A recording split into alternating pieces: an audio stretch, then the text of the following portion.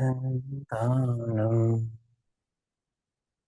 नमो सिद्धाणं नमो आयर्याणं नमो अध्यायानं नमो लोये सवसानम्।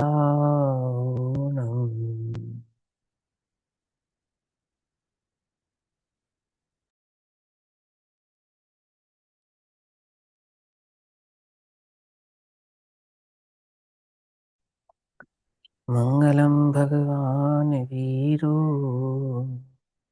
मङ्गलं गौतमो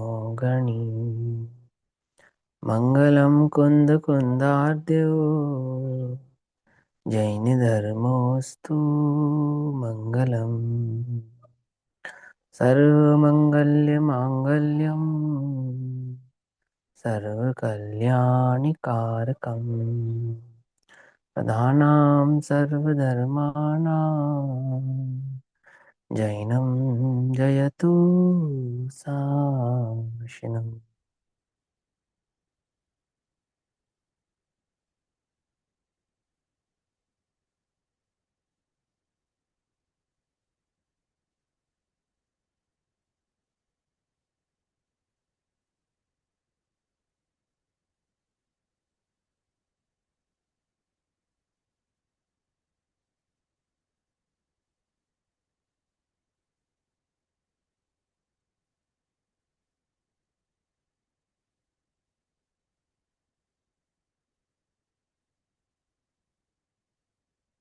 हमारी दोपहरकालीन स्वाध्याय का विषय चल रहा है श्री प्रवचन सारजी प्रमागम। श्री प्रवचन सारजी प्रमागम का स्वाध्याय हम सभी आचार्य अमृतचंद्र देव द्वारा रचित तत्व प्रदीपिका तथा आचार्य जयसेन देव द्वारा रचित तात्पर्य वृत्ति टीका के आधार से कर रहे हैं। भाव चल रहा है ज्ञेय तत्व प्रज्ञापन महाअधिकार का। ज्ञेय तत्व प्रज्ञापन महाअधिकार के अंतर्गत आने वाला द्रव्य विशेष प्रज्ञापन अधिकार, जिसमें गाथा नंबर 140 चल रही है और आकाश द्रव्य के अखंड होते हुए प्रदेशी होने का भाव और उसके एक प्रदेश की क्या सामर्थ्य है, यह बात इस गाथा के माध्यम से आचार्य देव हमको समझाएंगे। ठीक, अब ये बात ये गाथा पढ़ने से पूर्व एक प्रश्न है, वो प्रश्न पहले समझ लेते हैं, फिर आगे चलते हैं। हाँ भैया, क्या प्रश्न है आपका, बताइए। जैसे चींटी है, चींटी के असंख्यात प्रदेश हैं। मेरे आपके भी असंख्यात प्रदेश हैं। तो आपने हम्म। बताया था कि जैसे किसी भी जीव के असंख्यात प्रदेश हैं, तो उस जो अवगाना है उस जीव की, वो उतने ही प्रदेश आकाश के भी घेर रहा है उस समय। ठीक है ना।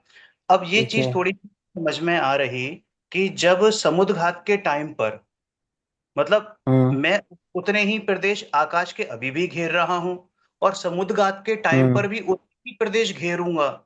ये नहीं, क्योंकि संकोच विस्तार मेरे में तो है, पर आकाश में नहीं है ना संकोच विस्तार। जो आकाश के प्रदेश हैं वो तो वही रहने वाले हैं। आप समझे मेरा नहीं तो प्रश्न? उतने उतने ही घेरूंगा की बात नहीं। देखो मैं समझाता हूँ आपका प्रश्न कहाँ पे अटक रहा है। प्रश्न तो मैं समझ गया आपका, पर वो बात कहाँ अटक रही है वो समझ गया, हमें वो दिला देता हूँ। देखो, असंख्यात किसको कहते हैं, ये बात यहाँ पे आएगी अभी। असंख्यात है ना, ये किसको कहते हैं? तो असंख्यात कहने के कई भाव होते हैं।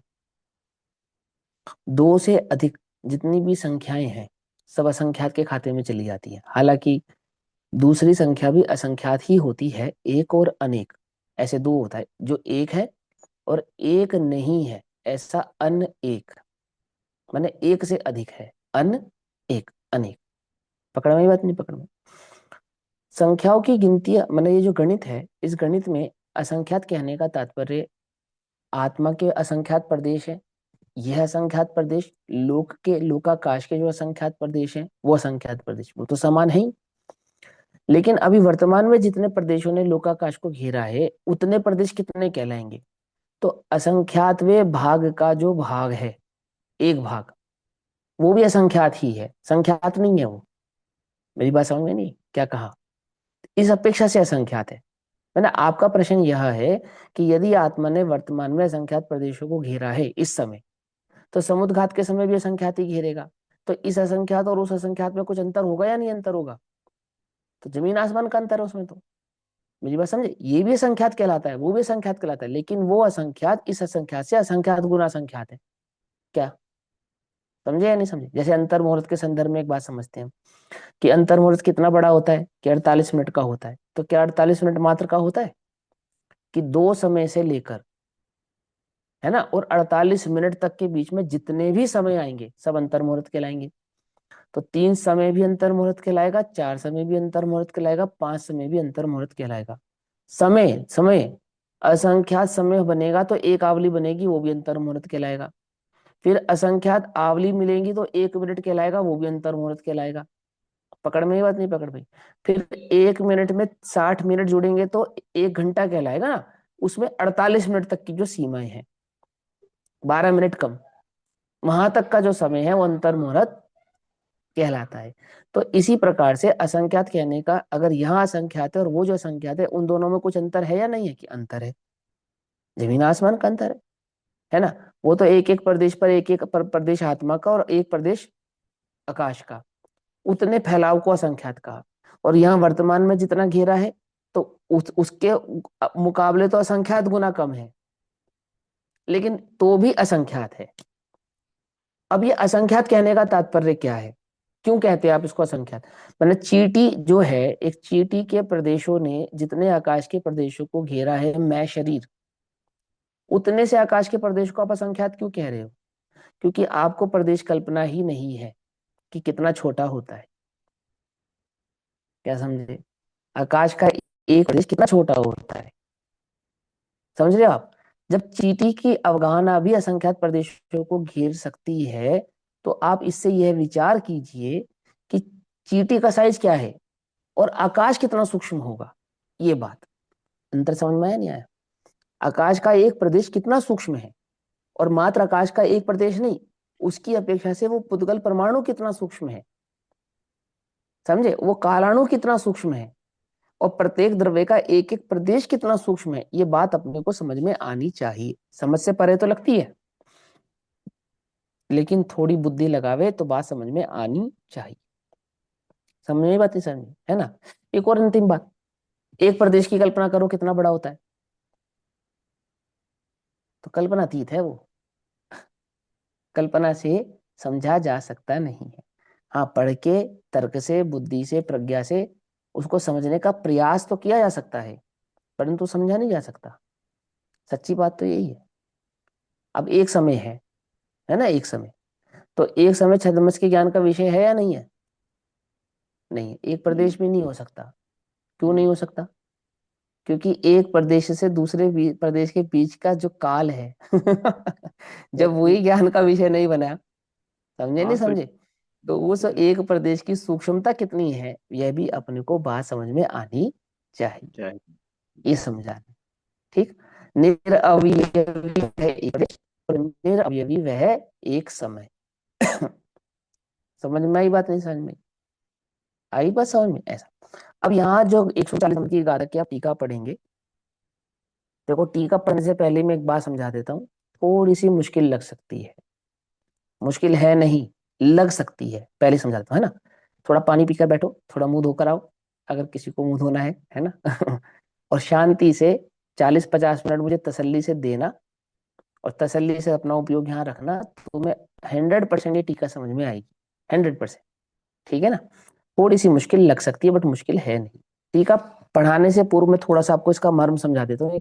ये लॉजिक क्या है 140 नंबर की गाथा लिखने के पीछे, और उस गाथा में जो टीका कहना चाहती है उसका क्या भाव है, वो भाव हम थोड़ा सा यहाँ पे समझते हैं। यदि आचार्य कुंद देव की अपेक्षा से समझे, तो आचार्य कुंद देव इसमें ये बात समझाते हैं कि नभ में जितने जितने नभ में एक अणु रहता है, परमाणु होता है, तो परमाणु कितना छोटा है? बोले परमाणु का साइज और आकाश के एक प्रदेश का साइज, दोनों कैसे हैं? इक्वल हैं, समान है।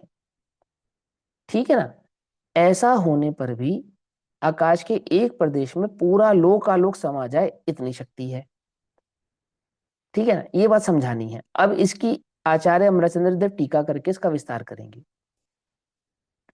आचार्य कुंद देव ने सिर्फ गाथा कह दी और उसके अंदर के मर्म को नहीं कहा, ऐसा नहीं है। समझे ना, पठन पाठन की एक व्यवस्था होती है संघ के अंदर।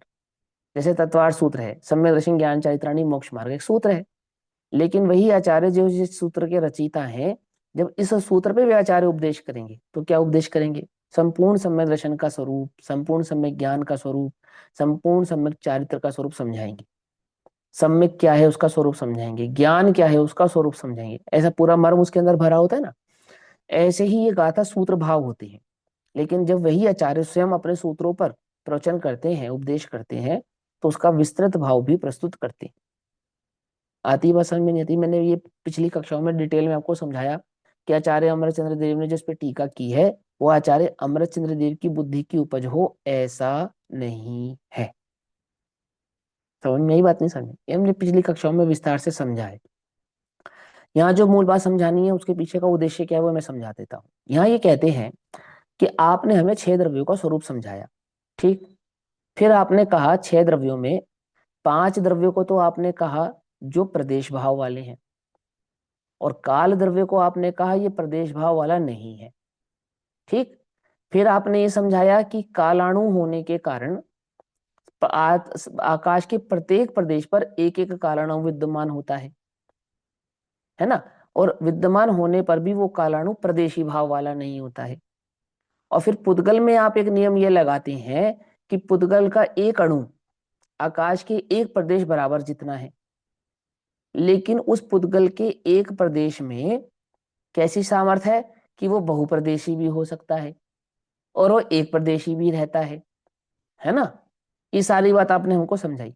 तो हमारा ये प्रश्न है कि किसी द्रव्य को तो आप प्रदेशी कहते हो, किसी द्रव्य को आप अप्रदेशी कहते हो, किसी द्रव्य को आप अप्रदेशी और बहुप्रदेशी ऐसा भी कहते हो। तो अगर हम आकाश द्रव्य को आकाश की अपेक्षा से पहले कहेंगे, फिर अन्य द्रव्यों की अपेक्षा से कहेंगे, यदि हम इस आकाश द्रव्य को एक अखंड आकाश द्रव्य के साथ साथ एक प्रदेशी मात्र स्वीकार कर लें तो उसमें क्या आपत्ति है? क्यों? क्योंकि जब आकाश के एक ही प्रदेश में इतनी सामर्थ्य है, कितनी सामर्थ्य है कि वो संपूर्ण लोकालोक को समाहित कर सकता है, ऐसी आकाश के एक प्रदेश में सामर्थ्य है, ये आप कहते हो हमसे, है ना।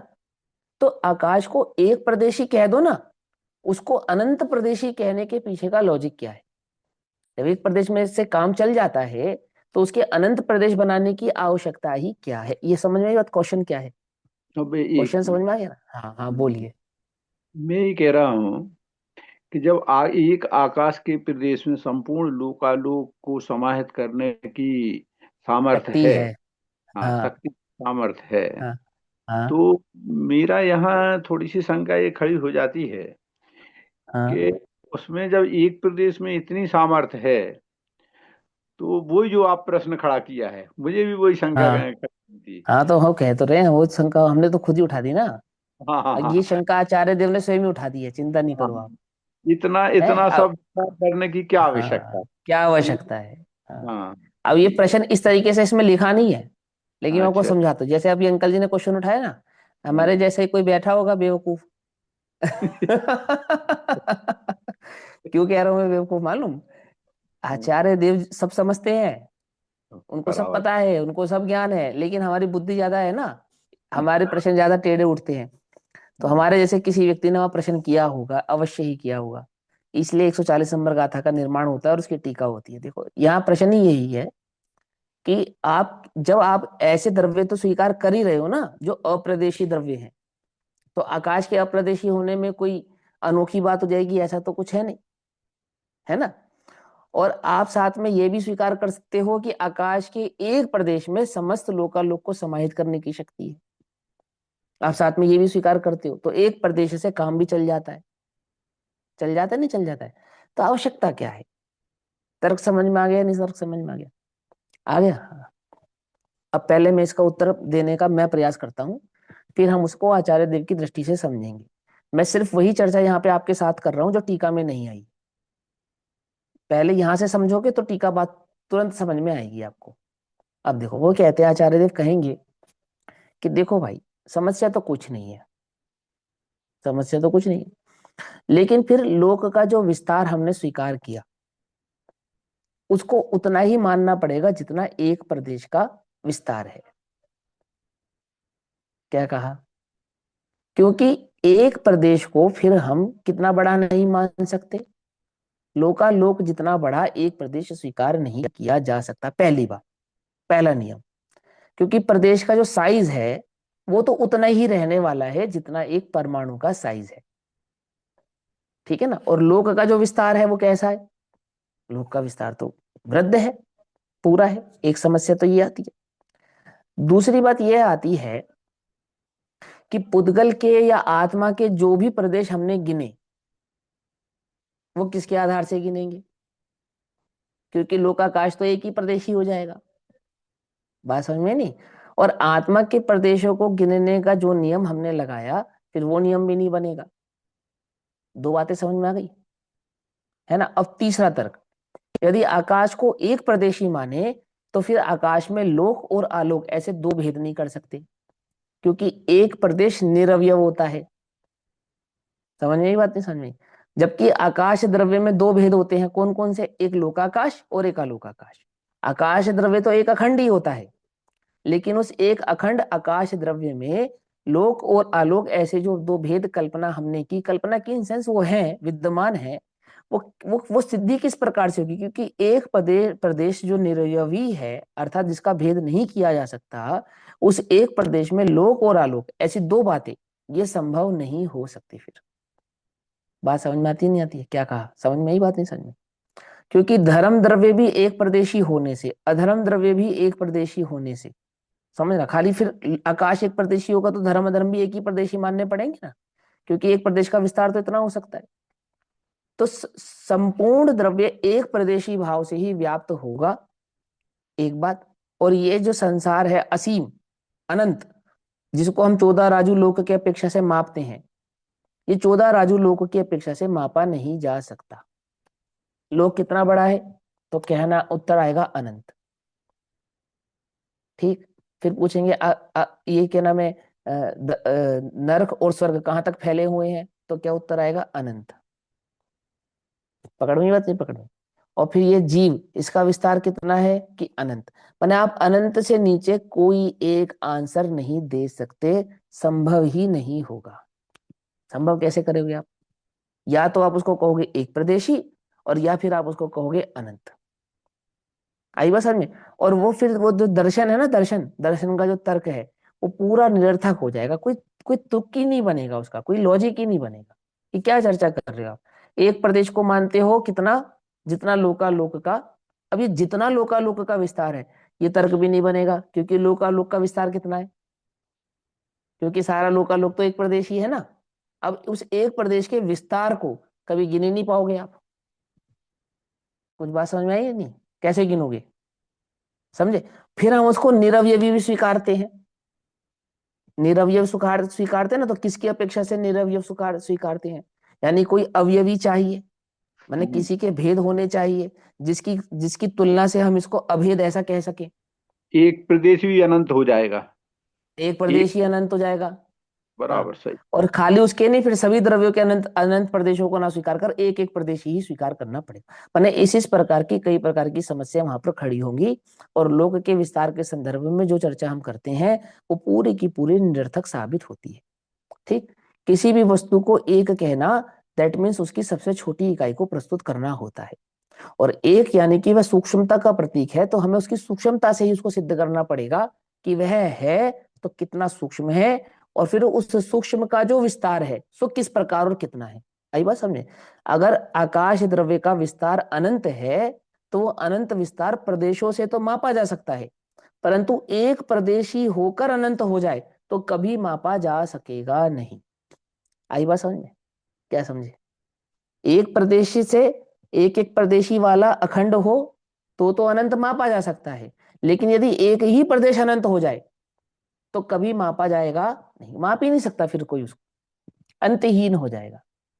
और अंतहीन है इसका निषेध नहीं है, लेकिन फिर वो केवल ज्ञान गम्य वाली बात भी सिद्ध नहीं होगी। समझे नहीं समझे? क्या समझे? फिर वो अंतहीन वाली बात ही रह जाएगी, और केवली का ज्ञान कहीं ना कहीं अछूता अधूरा ऐसा ही सिद्ध होगा। किसके संदर्भ में? प्रत्येक द्रव्य के संदर्भ में ऐसा होगा। ठीक, ऐसा यहाँ पे वह भाव अपने को समझ में आना चाहिए। अब इसी भाव को आचार्य अमरचंद्र देव किस प्रकार से विस्तृत करते हैं वो समझते हैं। ठीक, तो चलो मैं फिर बताता हूँ। टीका थोड़ा सा मुश्किल लग सकती है, तो थोड़ा पानी पीना चाहो तो पी लो, थोड़ा मुंह धोना चाहो तो धो लो। दोपहर का समय है, सारा दिन की थकान होती है, मैं समझता हूँ इस बात को, बिल्कुल है ना। तैयार बैठे हैं, बिल्कुल कमर कस के। बस बढ़िया, बहुत अच्छी बात है। ऐसा ना देखो भैया, मैं कभी कभी तो मैं ही पढ़ाते हुए कंटाला खा जाता हूँ। कंटाला मैंने आलस आ जाता है। तो आप लोग तो सुनते हो भैया, आपकी मेहनत तो मुझसे ज्यादा है, तो इसलिए मैंने ऐसा कहा। सुनो, 385 नंबर का पेज, 140 नंबर की गाथा, प्रवचन सार जी। यहाँ आचार्य देव कहते हैं, अब आकाश के प्रदेश का लक्षण सूत्र द्वारा कहते हैं। लक्षण किसके द्वारा कहते हैं? सूत्र द्वारा कहते हैं। गाथा सूत्र है ना, इसके द्वारा कहते हैं। आकाश मणुनि विट्ठम आकाश पदेश सननया भणिदम सव्वेसिं च अणुणम सक्कदीतम देदुम वगासम। जितने नभ में अणु रहता है उसे कहें आकाश प्रदेश। है समर्थ सब अणुओं को अवकाश दान में एक प्रदेश। अब गाथा तो बस इतनी सिंपल सी है, सिंपल नहीं है तो पूरे मार्म भाव को भारी हुई। लेकिन गाथा में आचार्य देव ने एक बात कह दी, एक सूत्र बतला दिया। क्या सूत्र बताया उन्होंने? कहा आकाश जो अनंत प्रदेशी है, अनंत अनंत प्रदेशी है, उस आकाश द्रव्य का एक प्रदेश कितना है? तो बोले आकाश द्रव्य का एक प्रदेश पुद्गल परमाणु के एक प्रदेश जितना है। समझ में नहीं बात? समझ। अब पुद्गल परमाणु का अगर आकाश प्रदेशी ना हो तो पुद्गल परमाणु, एक परमाणु कितना छोटा है हम कभी समझ नहीं पाएंगे। समझ में आई बात? समझ। अब वो कहते हैं पुद्गल परमाणु कितना छोटा है कि एक आकाश का एक प्रदेश जितना वो जगह घेरे, आकाश की जितनी जगह को पुद्गल का एक परमाणु घेरे उतना ही मोटा, लंबा, चौड़ा, गहरा पुद्गल का एक परमाणु है।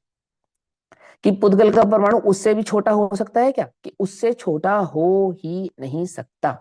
तो आकाश का एक प्रदेश भी उससे छोटा हो नहीं सकता। ऐसा होने पर भी आकाश में क्या सामर्थ्य है कि आकाश के उस एक प्रदेश में इतनी सामर्थ्य है कि समस्त अणुओं को, अर्थात समस्त पुद्गल परमाणुओं को, समस्त लोकालोक को आकाश के उस एक प्रदेश में समाहित हो जावे, ऐसी शक्ति। माने आत्मा असंख्यात प्रदेशों के साथ आकाश के एक प्रदेश में चला जावे।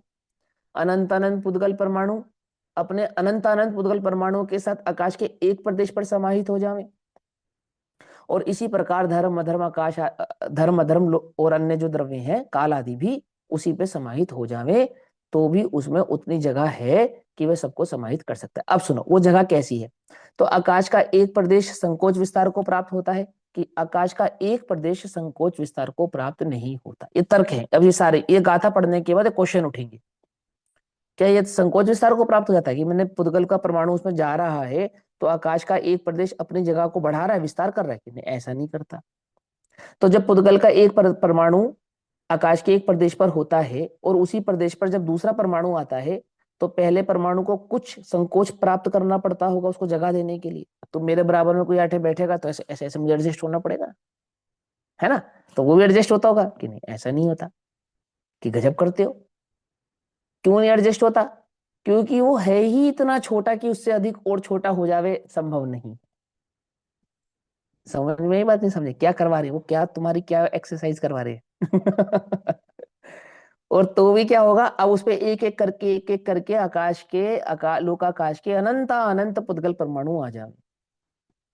फिर जीव भी अपने संकोच विस्तार शक्ति से एक प्रदेश जितनी जगह घेरे असंख्यात प्रदेशों के साथ, क्योंकि टुकड़े तो हो नहीं सकते, ऐसे अनंत अनंत जीव आकाश के उस एक प्रदेश पर आ जावे। ठीक, और एकदम आराम से वो सब वहां रह सके। लेकिन आकाश के उस एक प्रदेश में किसी प्रकार का विस्तार नहीं होगा और अन्य किसी द्रव्य को संकुचित होना नहीं पड़ेगा। अब ये बात हमारी आपकी समझ में नहीं आती, तो उस पर आचार्य अमृतचंद्र देव टीका करके तर्क करते हैं और बात समझाते हैं कि यह संभव है। यदि तुम आकाश को अप्रदेशी नहीं स्वीकारोगे तो क्या समस्या है, और प्रदेशी स्वीकारते हो तो कोई समस्या नहीं है। और उस एक प्रदेश की ऐसी सी सामर्थ है जो वास्तव में केवलियों ने जानी है, सो कही है। ये कोई कल्पना से कहा हो ऐसा नहीं है। और यही वो बातें हैं, माने द्रव्य के संदर्भ में यही वो टीकाएं और गाथाएं हैं, और यही वो तर्क हैं जिसमें ये बात आती है कि जब केवली भगवान अपनी लाभ पूजा भक्ति आदि के समक्ष होने के लिए कोई बात नहीं कहते हैं, मतलब प्रयोजनभूत बातों में छल पूर्वक कोई बात नहीं कहते हैं, तो अप्रयोजनभूत बातों में वे मिथ्या बात क्यों कहेंगे? समझ में बात नहीं समझ? जहां उनको लाभ हो सकता है, जब उन्होंने वहीं मिथ्या संभाषण नहीं किया, तो ये वो गाथाएं और टीकाएं हैं जिनके विस्तार को तुम नहीं भी पा पाओ, नहीं भी समझ पाओ, तो भी उनको कोई लाभ नहीं होने वाला, और तुम समझ जाओ तो भी उनको कोई लाभ नहीं होने वाला, उनकी कोई ख्याति अधिक हो जाने वाली हो ऐसा नहीं है, माना उनके राग की पूर्ति हो जाओ ऐसा होने वाले नहीं है।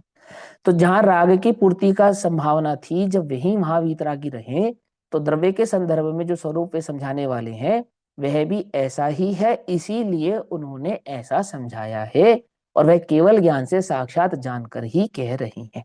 आई बात समझ में? ऐसा।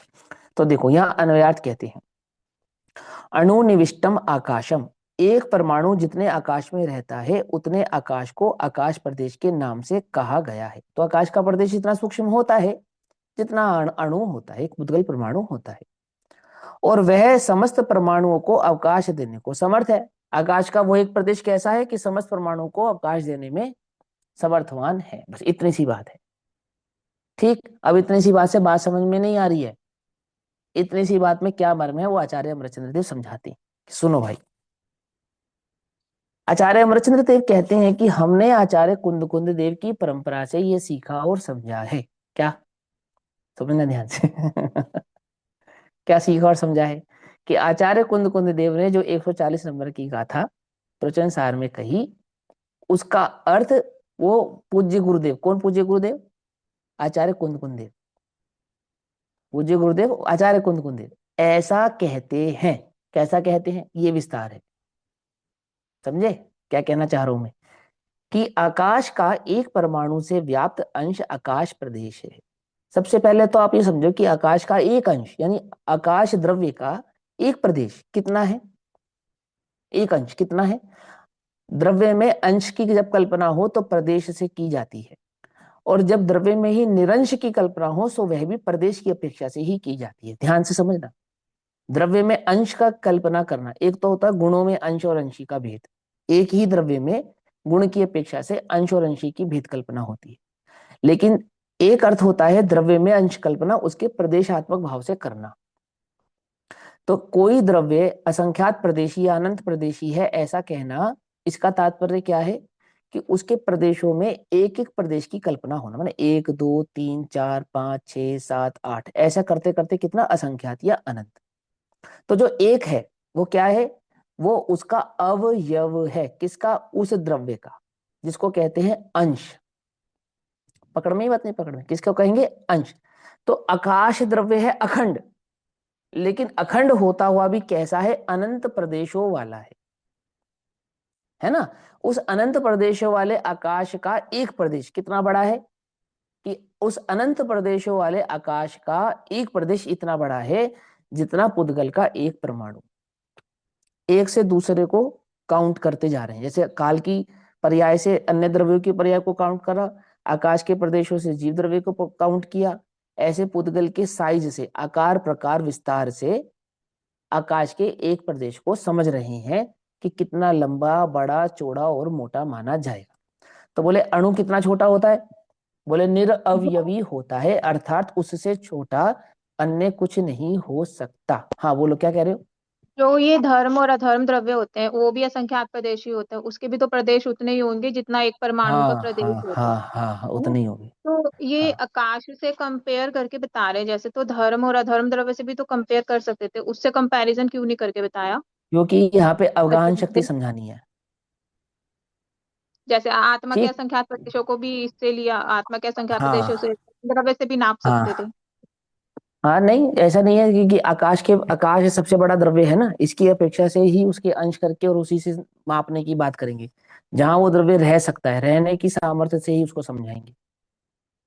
समझे ना? रहने की सामर्थ्य से ही उसको समझाते हैं। और भी कारण है और अन्य द्रव्यों के भी समझाएंगे, ऐसा नहीं कि खाली आकाश का समझा रहे हैं, आगे की गाथाएं पढ़ोगे तो समझ में आएगा। अब देखो थोड़ा सा मेरी बात को समझना, ये जो प्रश्न आपको उठे, अच्छी बात है, प्रश्न उठना भी चाहिए, लेकिन अगर दो चार गाथाएं आगे और पीछे पढ़ो तो ये प्रश्न नहीं हो सकता कि ऐसा यहाँ क्यों कहा, वहां क्यों नहीं कहा। वहां पे भी कहा है, ऐसा थोड़ी ना वहां नहीं कहा है, लेकिन वो आगे कहा है। ठीक, तो देखो क्या कहते हैं, आकाश का एक परमाणु से व्याप्त अंश आकाश प्रदेश है। इतनी बात समझ में आई ना। तो अब बोले परमाणु को कितना बड़ा समझाता हमने, कि जिससे अधिक छोटा ना किया जा सके, जिसके दो टुकड़े ना किया जा सके, है ना, जिसमें भेद कल्पना नहीं की जा सके, जो उससे अधिक छोटा हो जावे ऐसी उसमें सामर्थ्य नहीं, इस इतना बारीक है वो। तो वो क्या है, जितना बारीक हो पुद्गल का परमाणु, छोटा पुद्गल का परमाणु, उतना ही आकाश का वह एक प्रदेश है। ये बात पहले आप समझो। अब आगे चलो। और वह एक आकाश प्रदेश भी कैसा है कि शेष पांच द्रव्यों के प्रदेशों को, तो अन्य जो द्रव्य हैं उनके प्रदेश कितने बड़े हैं, कि जितने आकाश का एक प्रदेश है, सभी द्रव्यों में जिनमें भी प्रदेश है सबके इतने ही हैं। तो अन्य शेष पांच द्रव्यों के प्रदेशों को तथा परम सूक्ष्मता रूप से परिणमित अनंत परमाणुओं के स्कंध को अवकाश देने में समर्थ है। क्या कहा कि आकाश के एक प्रदेश की कितनी सामर्थ्य है, कि जितने भी द्रव्य हैं वो अपने समस्त प्रदेशों के साथ, और जितने भी पुद्गल परमाणु हैं वे समस्त पुद्गल परमाणु स्कंद रूप होते हुए भी और स्कंद रूप नहीं होते हुए भी आकाश के उस एक प्रदेश में समाहित हो जावे, ऐसी उस आकाश के प्रदेश की सामर्थ्य है। ठीक, अब आगे चलते हैं। आकाश अविभाग अखंड एक द्रव्य है। अब यूं तो आकाश द्रव्य कैसा है, अविभाजित एक अखंड द्रव्य है, अर्थात ऐसा द्रव्य जिसके दो खंड हो, ऐसा नहीं। द्रव्य की अपेक्षा से अखंड, समझना ध्यान से, और प्रदेशों की अपेक्षा से अवयवी। अंतर समझ में आ रहा है या नहीं आ रहा है। अखंड माना कहने का मतलब क्या है और अवयवी कहने का मतलब क्या है। यदि हम अखंड द्रव्य में भेद करना चाहें तो प्रदेश की अपेक्षा से कर सकते हैं, है ना, लेकिन प्रदेश की अपेक्षा से अवयव बनाने पर भी द्रव्य में भेद हो जाएगा, ऐसा नहीं, द्रव्य तो अखंड ही रहेगा। तो प्रश्न यहाँ पर इतनी सी बात पढ़ने के बाद अवकाश देने में समर्थ है। इतनी सी बात पढ़ने के बाद एक तर्क यह कहता है कि भाई जब एक ही प्रदेश में इतनी सामर्थ्य है तो उसको अनंत अनंत प्रदेशी होने की क्या आवश्यकता है। ये तर्क है, ठीक है ना। अब इस तर्क का समाधान चलेगा आगे। ठीक, तो क्या कहते हैं, आकाश अविभाग अखंड एक द्रव्य है, फिर भी उसमें अंश कल्पना हो सकती है। अंश कल्पना हो सकती है, समझ में आई बात। अंश कल्पना हो सकती है कैसे, कि उसके प्रदेशों से उसकी भिन्नता को समझा जा सकता है, कि इतने प्रदेशों को हमने लोकाकाश कह दिया और इतने प्रदेशों को आलोकाकाश कह दिया। लोकाकाश में भी इतने प्रदेश को, आकाश के एक प्रदेश को परमाणु की एक प्रदेश की अपेक्षा से सूक्ष्मता से माप लिया और आत्मा के विस्तार से भी माप लिया। पकड़ में बात नहीं, पकड़ में, है ना। आगे क्या कहते हैं, क्योंकि यदि ऐसा ना हो, यदि हम ऐसा ना माने, अर्थात उसमें भेद कल्पना ना करें, अर्थात अखंड होते हुए भी उसके प्रदेशों से उसमें भेद ऐसा ना माने, तो सर्व परमाणुओं को अवकाश देना नहीं बन सकेगा। क्या कहते हैं कि अनंत अनंत परमाणुओं को अवकाश देने की जो सामर्थ्य है, और वो भिन्न भिन्न जो हम बात समझाते हैं, अमुक द्रव्य की भिन्नता, अमुक द्रव्य की भिन्नता, अमुक द्रव्य की भिन्नता जो हम समझाते हैं, तो वह संभव हो सकती नहीं है। क्यों संभव होती है, आकाश अखंड द्रव्य है, ऐसा होने पर भी उसमें प्रदेशों की अपेक्षा से भिन्नता है, तो ही तो हम धर्म द्रव्य, अधर्म द्रव्य, जीव द्रव्य, पुद्गल द्रव्य, इनके आकार प्रकार और सामर्थ्य आदि को समझा पा रहे हैं, अन्यथा हम समझा सकते नहीं है। क्योंकि जब हम एक द्रव्य में प्रदेशों की अपेक्षा से भेद कल्पना को स्वीकार नहीं करेंगे, तो फिर किसी भी द्रव्य में प्रदेश की अपेक्षा से भेद कल्पना स्वीकार नहीं की जा सकती। पकड़ में ही बात नहीं, पकड़ में। किसी भी इंची, आपने इंची टेप को ही नकार दिया, तो अब माप कैसे करोगे। आपने वेइंग मशीन को या स्केल करने की मशीनों को, या यूं समझो तराजू को ही नकार दिया, अब वेट कैसे करोगे, किसी चीज का वजन कैसे करोगे। मेरी बात समझे। वजन करने के लिए क्या चाहिए, वजन करने के लिए उसके वजन के माप की और उस वजन को मापने की के उपकरण, ये दोनों चीजें चाहिए।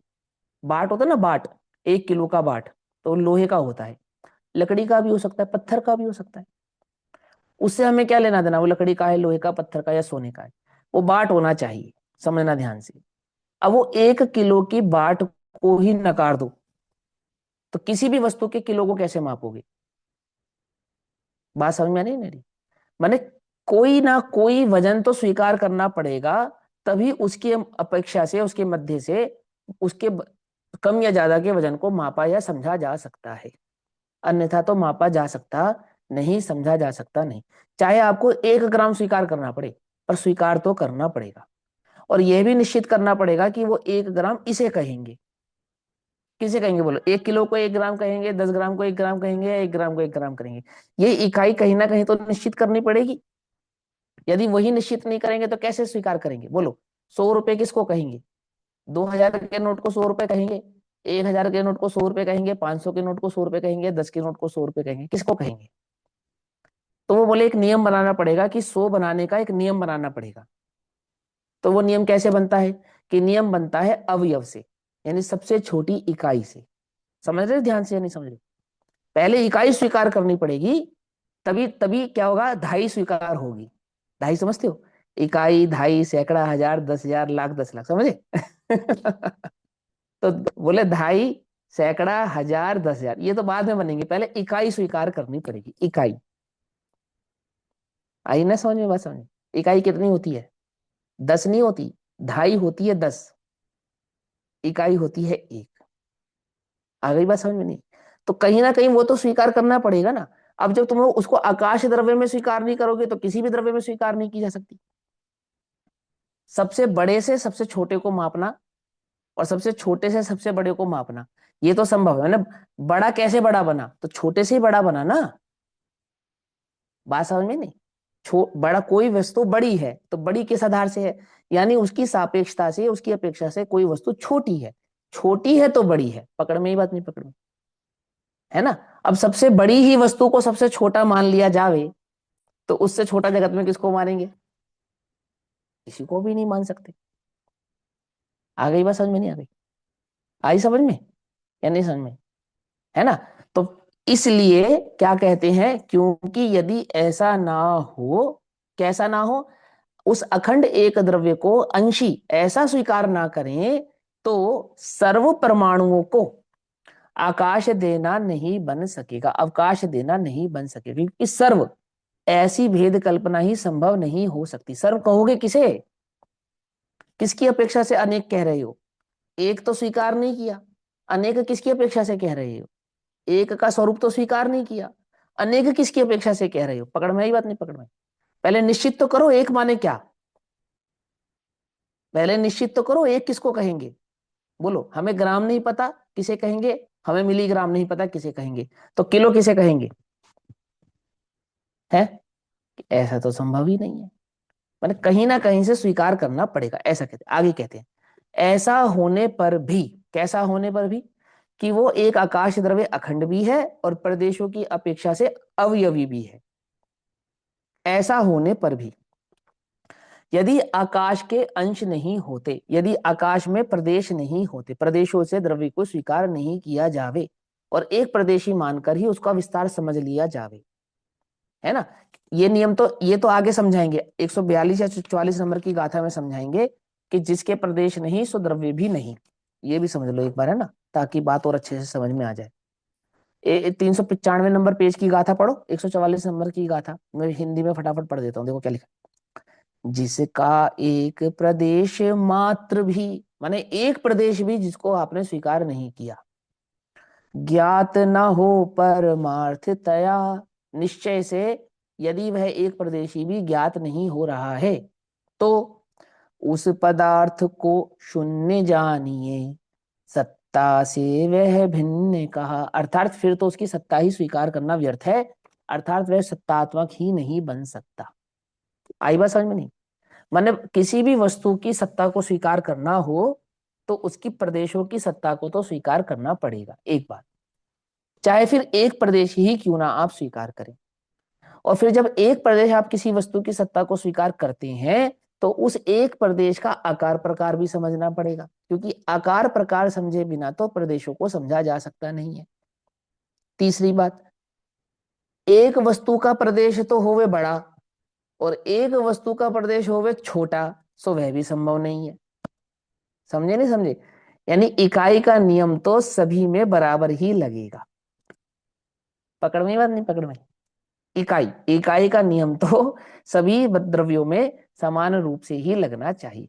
तो इसलिए पहले द्रव्य की सिद्धि करी थी कि जो उत्पाद व ध्रुवीयात्मक हो वो सभी द्रव्य हैं। समझे? जैसे तरल पदार्थ की मैंने समझाया था ना कि सभी प्रकार के तरल पदार्थ किस किस प्रकार के, चाहे आप पेट्रोलियम प्रोडक्ट्स के नापो, चाहे खाने का तेल नापो, चाहे दूध नापो, चाहे पानी नापो, यदि वो तरल है तो लीटर से ही मापा जाएगा। आई बात समझ में? यदि वो ठोस है तो किलो से ही मापा जाएगा। आ गई बात समझ में? है ना? ऐसे ही यदि कोई द्रव्य है तो वो प्रदेशों से ही नापा जाएगा, तभी वो द्रव्य कहलाएगा। 144 नंबर की गाथा क्या कह रही है? यदि प्रदेशों से नहीं नापेंगे तो फिर वो द्रव्य भी नहीं है। और फिर वो प्रदेश कितना बड़ा है, उसका आकार कितना है, उसका प्रकार कितना है, यह भी अपने को समझ में आना चाहिए। और किसी द्रव्य का प्रदेश तो मान ले बड़ा और किसी द्रव्य का प्रदेश मान ले छोटा, तो फिर द्रव्य कभी भी गिने ही नहीं जा सकते, समझे ही नहीं जा सकते, मापे ही नहीं जा सकते। आई बात समझ में नहीं? तो प्रदेश की अपेक्षा से प्रदेश की इकाई तो सभी द्रव्यों की समान ही स्वीकार करनी पड़ेगी। गणित समझ में आ रहा है? जैन दर्शन का ये क्या कहना चाहती है या नहीं समझ में आ रहा है? आ रहा है? हाँ। नहीं समझ में आए तो कोई बात नहीं, प्रमाण वचन कह देना है। सुनो, ऐसा होने पर भी यदि आकाश के अंश नहीं होते अर्थात आकाश में अंश कल्पना नहीं की जाती। अब अंश कल्पना नहीं की जाती कहने का तात्पर्य क्या है? वो काल्पनिक अंशता है ऐसा नहीं। यहाँ कल्पना कहने का तात्पर्य यह बस इतना ही समझो कि यदि हम उसको विवेक के स्तर पर भेद कर करके ऐसा ना जाने, क्योंकि है तो वो अखंड, है तो वो अखंड, अखंड होने पर भी प्रदेश की अपेक्षा से जो हम खंडित पना कह रहे हैं, समझना, खंडित नहीं है वो, लेकिन हम उसको जो खंडित कह रहे हैं इसकी अपेक्षा से कल्पना है। प्रदेश कल्पना नहीं है, प्रदेश तो उसमें वास्तविक रूप से विद्यमान है, निश्चय से विद्यमान है। समझे या नहीं समझे बात? कल्पना पढ़ के ऐसा मत समझ लेना कि प्रदेशों की कल्पना भर की है हमने। कल्पना तो मिथ्या ज्ञान है, यहाँ तो सम्यक ज्ञान की चर्चा चल रही है। कल्पना तो अज्ञानी करते हैं, सर्वज्ञ कल्पना नहीं करते हैं। क्या कहा? पकड़ में आती ना? अल्पज्ञ है, मिथ्या ज्ञानी है, कल्पना की आवश्यकता तो उन्हें है। सम्यक ज्ञानियों को या सम्यक दृष्टियों को या अरहंतों को, केवलियों को कल्पना की आवश्यकता नहीं है। तो भी हम यहाँ पे कल्पना क्यों कह रहे हैं? कल्पना कहने का तात्पर्य यह है कि हम अखंड में खंडित होने का जो भेद कर रहे हैं अपेक्षाकृत, ऐसा। ऐसी किसी की मान्यता हो तो क्या हो? किसी की क्या मान्यता?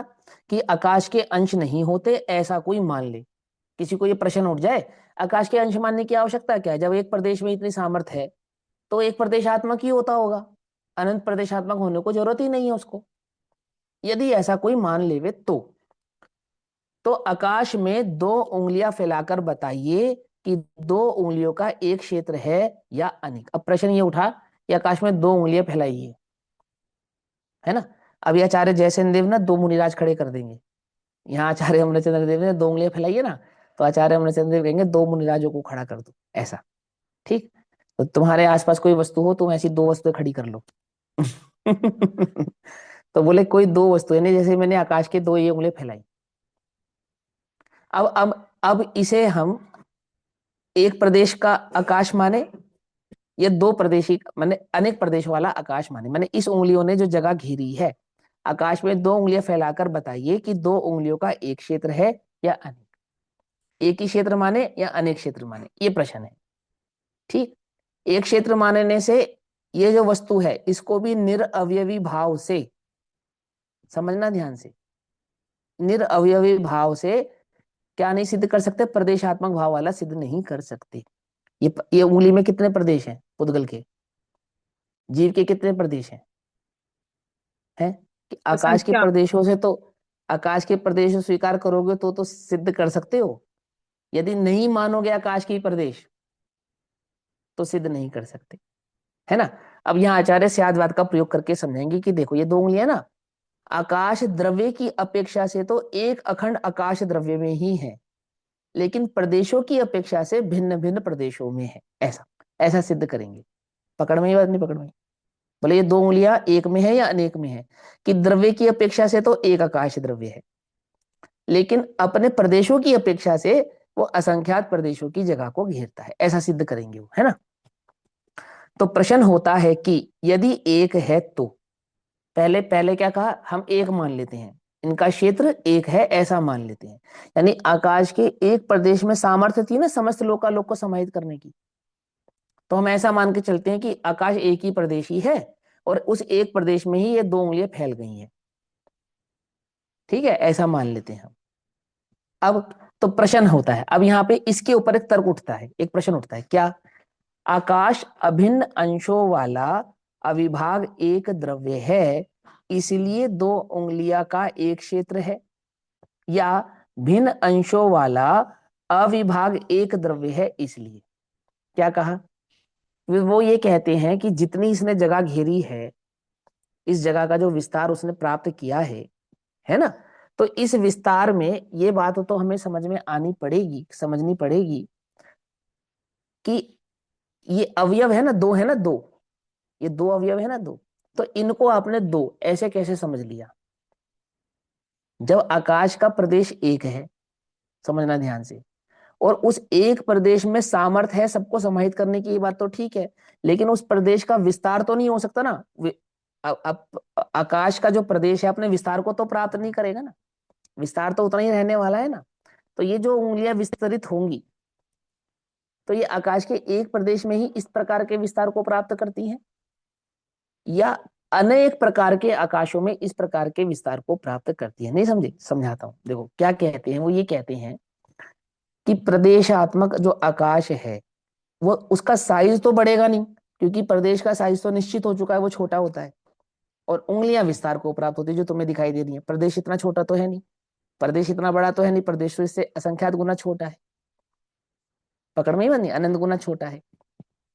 तो ये जब दो उंगलियां फैली तो इन दो उंगलियों ने, जैसे यहाँ भिन्न भिन्न कालाणु हैं, तो क्या यहाँ पर भिन्न भिन्न आकाश हैं ऐसा स्वीकार करें, या आप कहते हो कि नहीं भिन्न भिन्न आकाश तो नहीं है, आकाश तो एक ही है, पकड़ना ध्यान से, है ना, और उसमें किसी भी प्रकार की भेद कल्पना हम स्वीकार कर नहीं रहे हैं, माने एक ही भाव में ये विस्तार प्राप्त हुआ है, एक ही प्रदेश में ये विस्तार प्राप्त हुआ है, ऐसा प्रश्न उठा। आकाश अभिन्न अंशों वाला अर्थात जिसमें बहुत सारे प्रदेश नहीं है, ऐसा अविभाग जिसका भेद नहीं किया जा सकता एक द्रव्य है, जैसे कालाणु, कालाणु कैसा है, अविभाग अंशों वाला एक द्रव्य है ना, इसीलिए दो उंगलियों का एक क्षेत्र मानते हो, इन दो उंगलियों का एक क्षेत्र है, तो किस अपेक्षा से एक क्षेत्र है, किस अपेक्षा से, एक प्रदेशात्मक होने से एक एक एक क्षेत्र है, या आकाश द्रव्य कालाणुओं के जैसा बहुत अनंत अनंतानंत प्रदेशों के होने से अनंत अनंत द्रव्य वाला है, इसलिए इन दोनों का एक प्रतिबिंब, एक प्रदेश कहने के पीछे का तात्पर्य क्या है, तो कहते हैं या फिर भिन्न अंशों वाला, भिन्न अंशों वाला जैसे कालाणु भिन्न भिन्न अंश वाले हैं ना, अविभाग एक द्रव्य है इसलिए, माने नहीं समझे, मैं समझाता हूं थोड़ा सा, मुझे पता है इसमें तो लगेगी बुद्धि। आपने कहा भिन्न अंशों वाला एक द्रव्य, ये कोई लॉजिक है, जब आप कहते, आपने अपने मुंह से बोला भिन्न अंश और एक द्रव्य, जब आप किसी द्रव्य को एक द्रव्य कह रहे हो, जब आप किसी एक द्रव्य को एक द्रव्य कह रहे हो तो उसमें भिन्न अंश किस अपेक्षा से कह रहे हो, नहीं समझे, जैसे कालाणु, तो एक कालाणु एक द्रव्य है, दो कालाणु दो द्रव्य है, तो दो कालाणु एक द्रव्य के भेद है या दो कालाणु दो द्रव्य हैं, फिर प्रश्न पूछता हूं, एक कालाणु दो कालाणु, तो एक कालाणु एक द्रव्य हुआ और दूसरा कालाणु दूसरा द्रव्य हुआ, तो ये दो कालाणु दो द्रव्य कह रहे हो या दो कालाणु एक द्रव्य के दो भेद कह रहे हो, क्या कह रहे हो आप, बोलो। हाँ, दो मोहित भैया द्रव्य का है ना। आंसर मिल गया, बाकी सब तो बोलो, आपको क्या समझ में आया, पिछली गाथा उसे नहीं समझ में आया ना, इस क्यों समझ में नहीं आया, क्योंकि अभी एक प्रदेश के स्वरूप को स्वीकार नहीं किया, इसलिए समझ में नहीं आया। 140 नंबर की गाथा समझने के लिए पहले प्रदेश का स्वरूप समझना बहुत काल अनिवार्य द्रव्य है। तो एक ही है। हाँ एक नहीं है ना, वही तो समझाना चाहते हैं, यही तो प्रश्न है, यहाँ दो प्रश्न उठाए उन्होंने, उन्होंने कहा कि ये एक कालाणु और दो कालाणु, ऐसे दो कालाणु है ना, कालाणु तो आप समझ के आए हो इसलिए मैंने उसी की अपेक्षा से प्रश्न किया। तो उन्होंने कहा कि मान के चलो दो कालाणु है, तो दो कालाणु एक द्रव्य के दो भेद हैं या दो भिन्न द्रव्य हैं, क्या है वो? दो भिन्न भिन्न द्रव्य हैं। दो भिन्न भिन्न द्रव्य हैं, ऐसा समझ नहीं बात।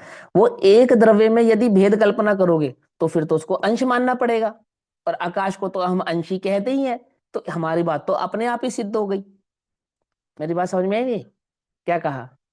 यदि तुम कहो कि वो एक द्रव्य के दो भेद हैं, ऐसा कहो, तो एक द्रव्य में भेद कल्पना तो अंश के साथ ही संभव है, और आकाश को अनंत प्रदेशी हम स्वयं स्वीकारते हैं, तो हमारी बात तो सिद्ध हो गई इससे। और तुमने यदि ये कहा कि नहीं नहीं, आकाश ये दो द्रव्य नहीं है, ये एक ही द्रव्य में अंश कल्पना नहीं है, दो भिन्न भिन्न द्रव्य हैं, तो फिर उससे ये बात सिद्ध होती है कि जैसे कालाणु अनंत हैं, ऐसे आकाश भी अनंत प्रदेशात्मक होने से अनंत द्रव्य है। ऐसा पकड़ वही मन नहीं पकड़ वही, क्या कहा? दो बातें सिद्ध करी ना, कैसे सिद्ध करी?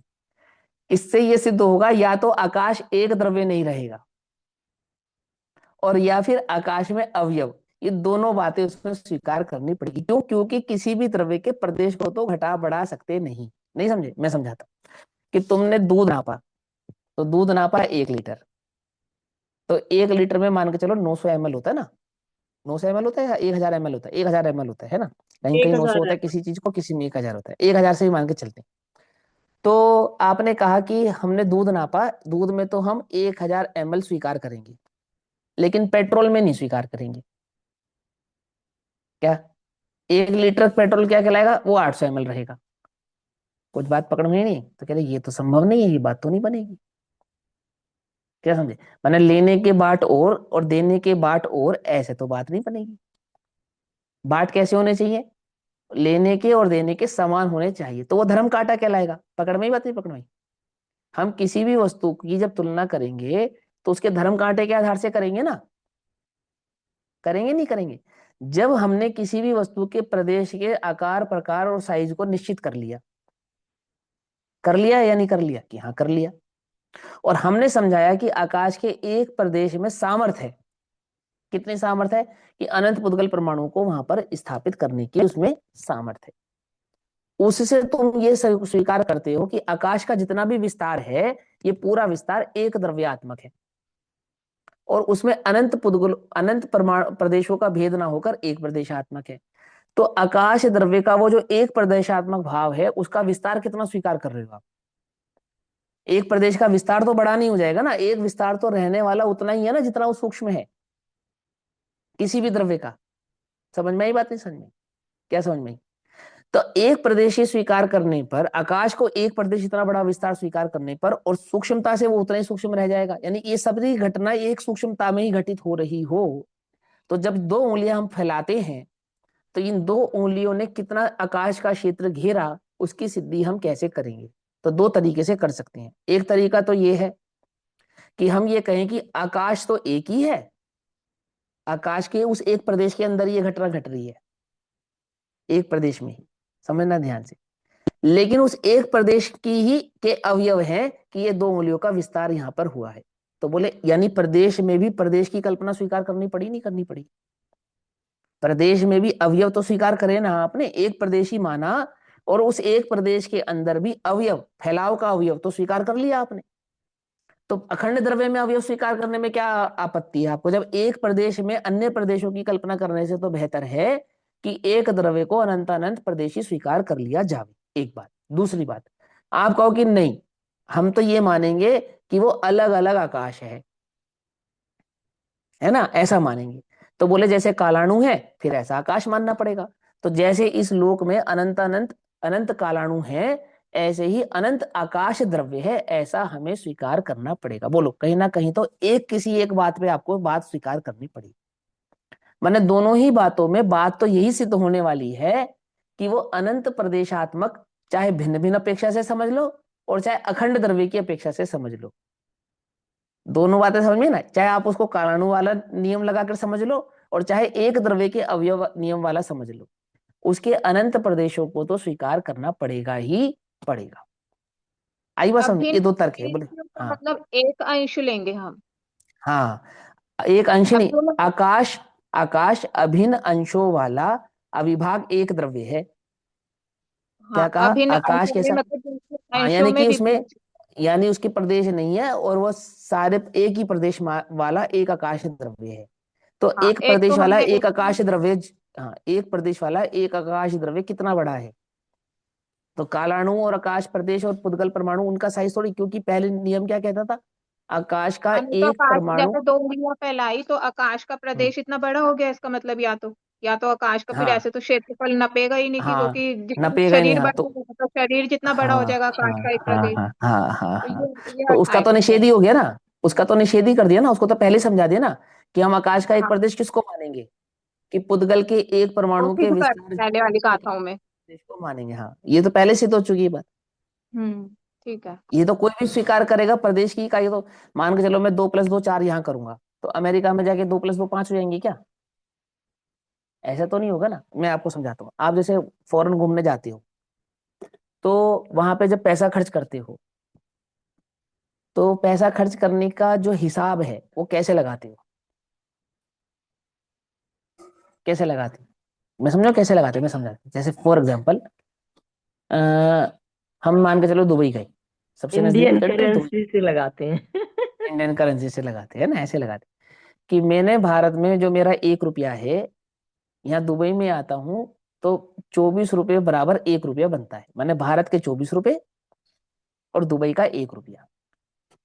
तो दुबई के 1 रुपये की गणना मेरे रहने के स्थान के 1 रुपये से गिना ना मैंने। भले ही वो यहाँ पर 1 रुपया है, लेकिन उस 1 रुपये के कितने अवयव हो गए? यहाँ पर आके 24 अवयव हो गए। क्या कहा? कुछ बात समझ में आई? नहीं, नहीं समझ में आई। भारत में 1 रुपया कितनी बार जोड़ूंगा? जब मैं 24 बार जोड़ूंगा, तो दुबई में आके कितना बन जाएगा? वो 1 रुपया हो जाएगा। अब उसी 1 रुपये को मैं 90 बार जोड़ू, तो अमेरिका में जाके क्या बनेगा? वो $1 बनेगा। कुछ बात समझ में आती नहीं आती है? पकड़ में आती है ना? मैंने, मैं किसी भी कंट्री में जाऊंगा और उस कंट्री में जो भी खर्चा करूंगा, उस खर्चे की गणना जब मैं लगाऊंगा तो कहाँ से लगाऊंगा? वो जो 1 रुपये का मेरा नियम है, मेरी बात समझे, मेरी इनकम सोर्स का जो नियम है, क्योंकि मेरी इनकम भारतीय मुद्रा में आती है, तो मेरा खर्चा भी मैं भारतीय मुद्रा की अपेक्षा से ही गणितफल करूंगा। ऐसे ही है ना नियम? नियम यही रहेगा ना। पूरी दुनिया में घूमने का एक ही नियम रहने वाला है ना मेरे लिए, क्योंकि मेरी इनकम सोर्स कहाँ से है? भारतीय मुद्रा में है, इंडियन करेंसी में है ना। ऐसे ही किसी द्रव्य का माप जब हम प्रदेश अपेक्षा से कर रहे हैं, तो प्रदेश का नियम तो हमने पहले सिद्ध कर लिया कि पुद्गल का एक परमाणु जितना छोटा बड़ा होगा, है ना, जितने विस्तार वाला होगा, किसी भी द्रव्य का प्रदेश उसी विस्तार वाला होगा। तो ये नियम तो फिक्स हो गया ना। बात समझ में आई नहीं? अब उस एक आकाश के प्रदेश की भले ही उतनी सामर्थ्य है, लेकिन पुद्गल का जो परमाणु है, जो पुद्गल का परमाणु है, उसका थोड़ी विस्तार घटेगा या बढ़ेगा, उसका तो उतना ही रहने वाला है। तो ये जो 2 उंगलियां हैं, ये तो असंख्यात पुद्गल परमाणु है, ये तो हमने स्वीकार किया ही है, ये तो अपने को पता ही है। अब जब इन 2 उंगलियों का विस्तार हुआ, यानी ये 2 उंगलियां फैली, तो इन्होंने आकाश का जो क्षेत्र घेरा, वो एक आकाश का क्षेत्र घेरा या एक प्रदेश का क्षेत्र घेरा? क्योंकि प्रदेश का साइज तो उतना ही रहने वाला है जितना एक परमाणु का साइज है। आ रही बात समझ में नहीं आ रही है? पकड़ में आती है? नहीं पकड़ में आती है? तर्क ये कहता है कि यदि आपने कहा कि नहीं एक ही आकाश है, तो जो एक आकाश है उसमें इतने अंश तो स्वीकार करने पड़ेंगे जितने इस पुद्गल परमाणु के अंश यहां पर अभी विद्यमान है। पुद्गल परमाणु तो अंशों में विद्यमान है ना इस उंगली के अंदर, तो उतने अंश तो उस आकाश में स्वीकार करने पड़ेंगे या नहीं करने पड़ेंगे? क्या समझे? नहीं समझे? उतने, उतने बटा आकाश का एक प्रदेश ऐसा स्वीकार करना पड़ेगा नहीं करना पड़ेगा? बोले हाँ, बात तो सही है। तो आकाश के एक प्रदेश में या तो तुम ये बात स्वीकार करो, अब तुम कहो नहीं नहीं नहीं नहीं, प्रदेश तो छोटा बड़ा नहीं हुआ है, हाँ हम कालाणु जैसा स्वीकार कर लेते हैं। जैसे कालाणु, कालाणु में क्या है कि इस 2 उंगलियों ने कितने कालाणुओं को घेरा है कि असंख्यात कालाणुओं को घेरा है। तो क्या सिद्ध किया कि इन 2 उंगलियों का विस्तार असंख्यात प्रदेशात्मक असंख्यात आकाश द्रव्यों में फैला है। एक आकाश द्रव्य में नहीं, असंख्यात आकाश द्रव्यों में फैला है। दो में से कोई एक मत आपको स्वीकार करना पड़ेगा। क्यों? क्योंकि प्रदेश का जो साइज है वो तो नक्की है, वो तो बढ़ेगा घटेगा नहीं। अब ये क्या कहते हैं, आकाश यदि अभिन्न अंशों वाला अविभाग एक द्रव्य है इसलिए दो उंगलियों का एक क्षेत्र है, या भिन्न अंशों वाला अविभाग एक द्रव्य है इसलिए, मैंने एक में तो लगाई काल द्रव्य की अपेक्षा, ठीक है, दूसरे वाले तर्क में। और पहले वाले तर्क में क्या अपेक्षा लगाई कि एक एक द्रव्य में अनंत अवयवियों की अपेक्षा, क्योंकि प्रदेश का साइज तो घटा बढ़ा सकते नहीं। तो पहली अपेक्षा तो जैन मतानुसार है और दूसरी अपेक्षा कल्पना है। समझ में बात? समझे? आपके तर्क के हिसाब से वो कल्पना बनती है। दो तर्क समझ में। तर्क नंबर एक तो जैन जैन मान्यता है। जैन क्या मानते हैं कि आकाश अभिन्न अंशों वाला है ना, अविभाग एक द्रव्य है इसलिए दो उंगलियों का एक क्षेत्र है। अंश तो है लेकिन अंश कैसे हैं, अभिन्न है। अभिन्न अंशों से द्रव्य हो जाता है एक, एक द्रव्य वाला अभिन्न अंशों वाला, एक द्रव्य अभिन्न अंशों वाला। या फिर दूसरा तर्क है आपकी कल्पना वाला, जिसमें आपने आकाश को, एक प्रदेश को इतना बड़ा ही मान लिया कि मानो पूरा आकाश जहां तक विस्तृत है वो एक ही द्रव्य वाला है, एक ही अंश वाला है। तो फिर वहां पे लगेगा नियम कालाणुओं वाला। तो कहते हैं भिन्न अंशों वाला अविभाग एक द्रव्य है इसलिए।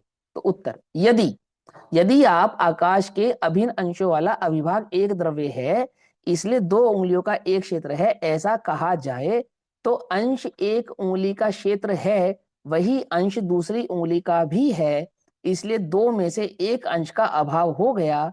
इस प्रकार दो इत्यादि एक से अधिक अंशों का अभाव होने से आकाश परमाणु की भांति प्रदेश मात्र सिद्ध हुआ। हो गई ना?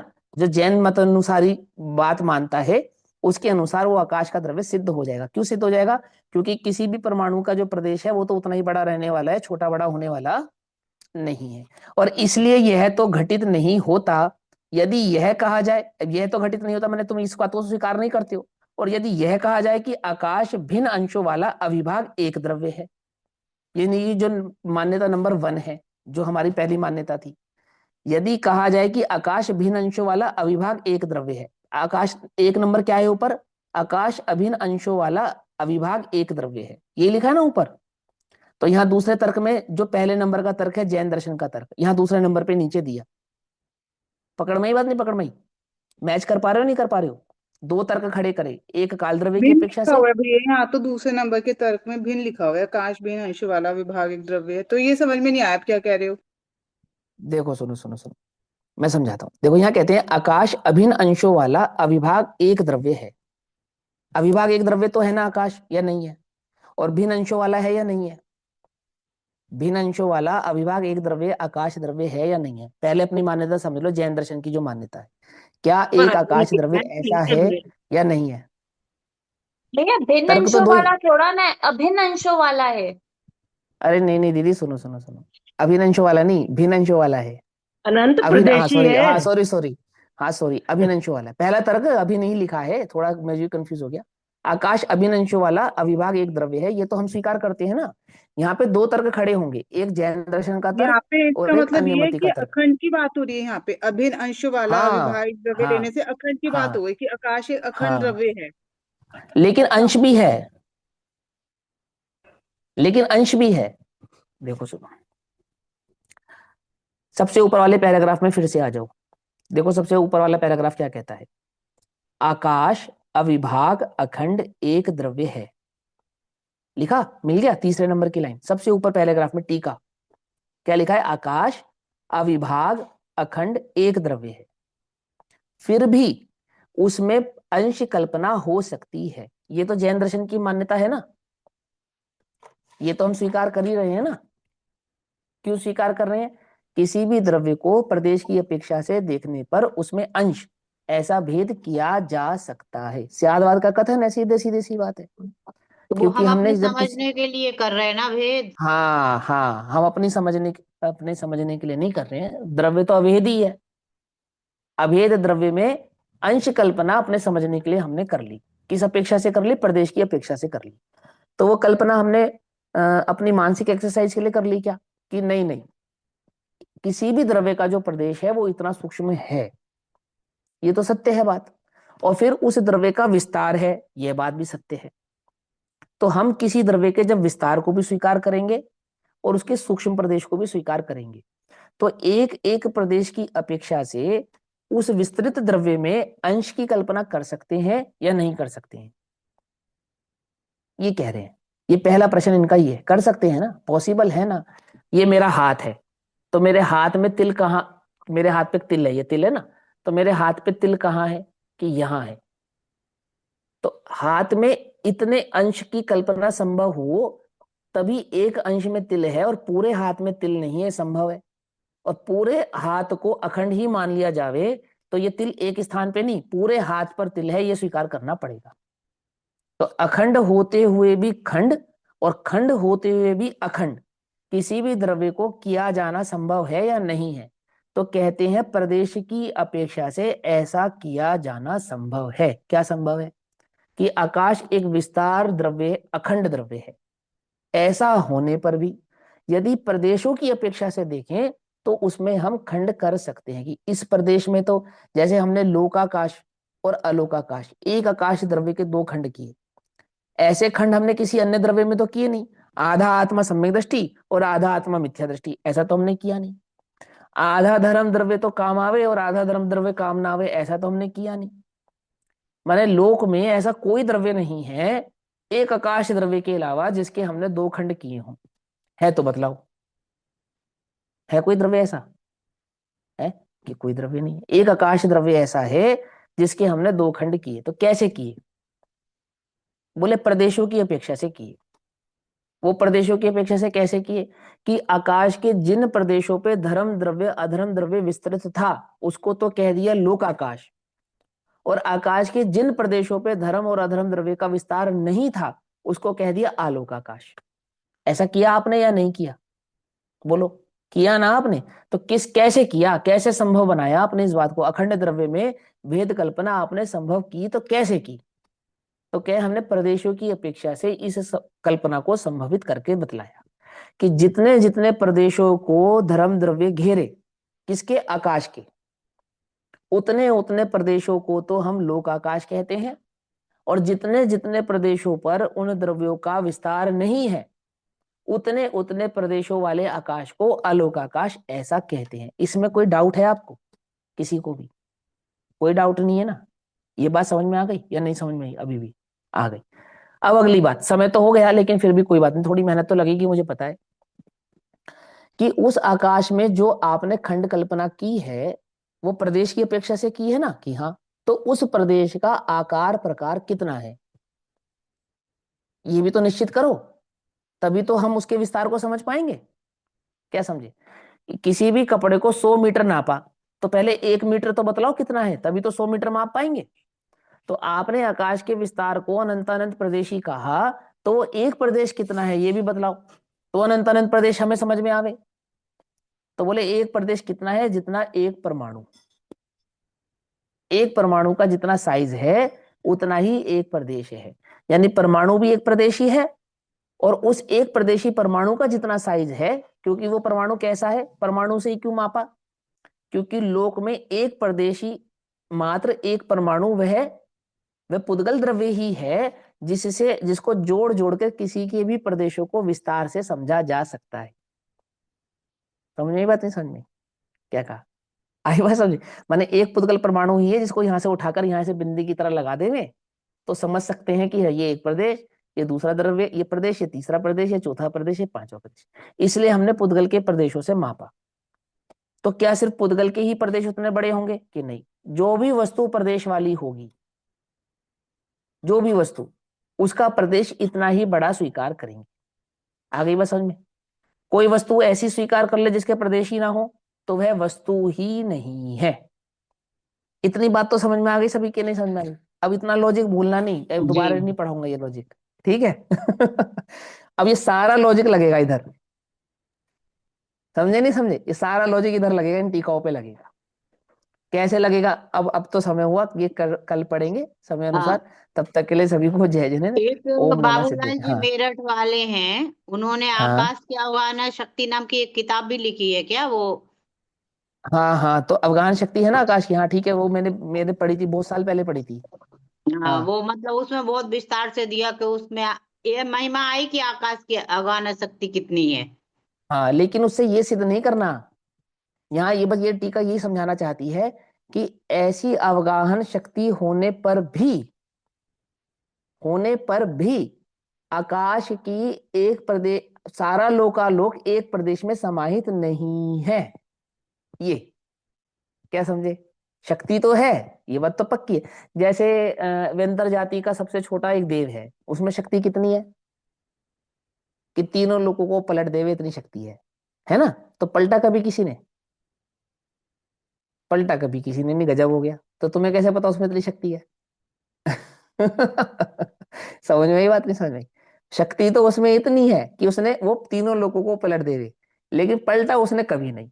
ऐसे ही आकाश के एक प्रदेश में शक्ति कितनी है कि समस्त लोकालोक उसमें समाहित हो जावे, पर समाहित हुआ नहीं, समझना ध्यान से।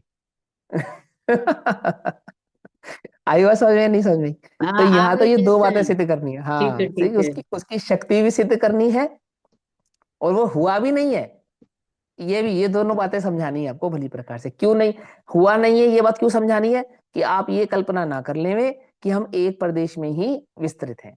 क्योंकि बिग बैंग थ्योरी क्या कहती है? वो यही कहती है, वैज्ञानिकों की बिग बैंग थ्योरी, कि आकाश के एक प्रदेश का विस्तार हुआ तो लोक बना, और फिर वो लोक वापस आकाश के उस एक प्रदेश में समाहित हो जाएगा। तो ऐसा नहीं है, शक्ति तो है पर ऐसा नहीं है। दो बातें समझ में नहीं आ रही है? आपको कल्पना भैया से भी बचाना है, आपको वस्तु स्वरूप भी समझाना है, दोनों बातें समझानी है। हाँ बोलो।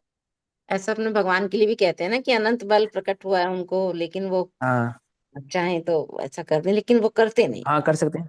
हाँ वहां तो चलो, अनंत भगवान को तो वीत रागता है, इसलिए नहीं करते हैं। तो वो उस देव को तो राग द्वेष है ना, वो तो कर सकता है ना। हाँ, बहुत तब मंद क्या कहते कसाई हैं, है वो। है ना?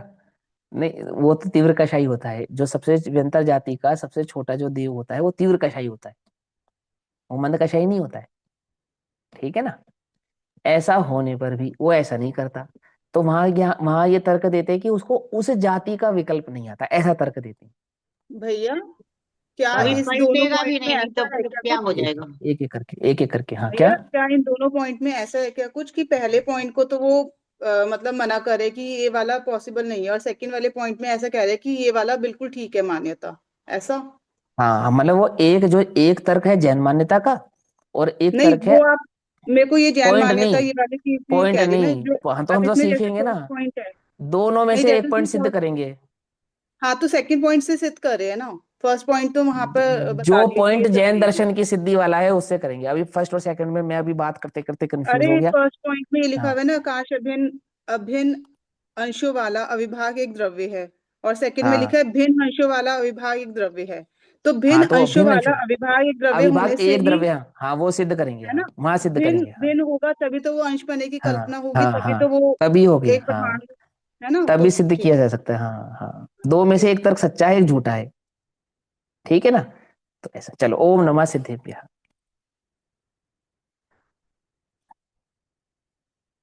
निज निधि निज में बताई, यह अनंत उपकार है, उसके लिए जिनवाणी माँ को वंदना शत बार।